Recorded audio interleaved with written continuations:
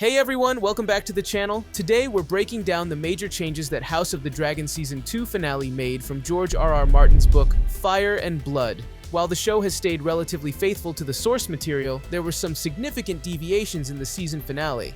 Let's explore these changes and what they mean for the story.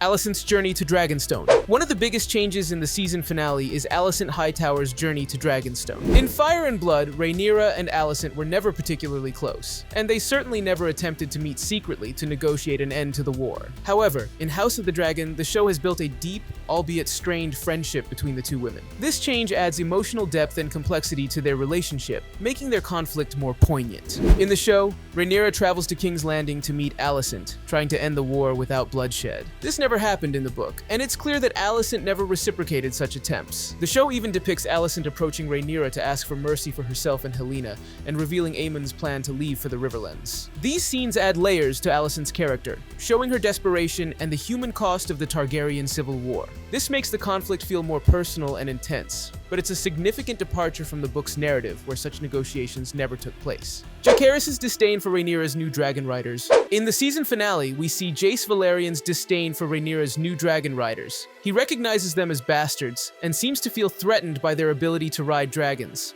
This is quite different from the book, where Jace was actually the one who came up with the idea of having bastards claim the unbonded dragons on Dragonstone. In Fire and Blood, Jace proudly leads the new dragon riders into battle after they successfully bond with their dragons. He doesn't show any resentment towards them, instead he embraces their support. This change in the show creates tension and internal conflict within Rhaenyra's camp, highlighting the complexities of leadership and the challenges of uniting a divided house. It adds drama, but alters Jace's character from a supportive leader to one grappling with insecurities and doubts. Raina and Sheep.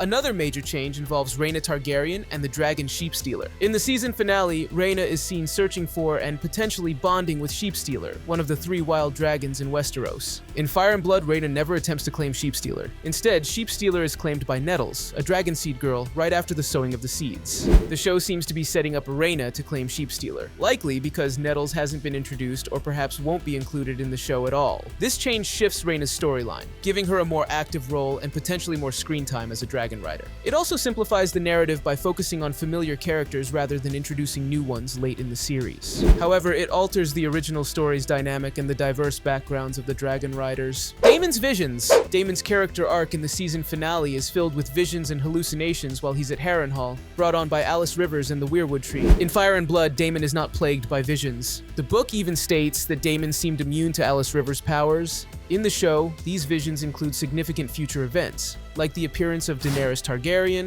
a White Walker, and Bloodraven. These visions connect House of the Dragon to Game of Thrones in a profound way, foreshadowing major events and tying the two series together. However, this is a drastic change from the book, where Daemon had no such experiences. This addition in the show adds a mystical and prophetic layer to Daemon's character, showing him grappling with the weight of the Targaryen legacy and the future of Westeros. It's a compelling narrative device, but one that diverges significantly from the source material. Otto Hightower's imprisonment and fate. Finally, Otto Hightower's situation in the season finale is quite different from the book. In the show, we see Otto imprisoned in what appears to be a dungeon cell. In Fire and Blood, after being fired by Aegon, Otto remains in King's Landing and is eventually captured when Rhaenyra takes the city. Rhaenyra orders his execution, and he is beheaded. The show's depiction of Otto being imprisoned suggests a different fate for his character. This change could lead to new storylines and character interactions that didn't occur in the book.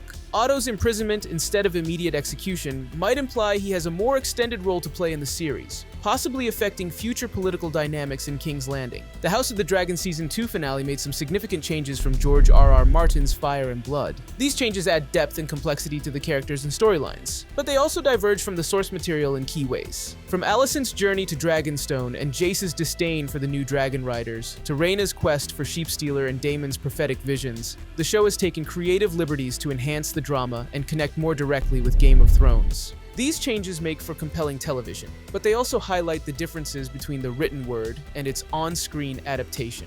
What do you think about these changes? Do they enhance the story, or do you prefer the book's version? Let us know in the comments below. And if you enjoyed this video, don't forget to like, subscribe, and hit the bell icon for more insights into the world of Westeros. Thanks for watching, and we'll see you in the next video!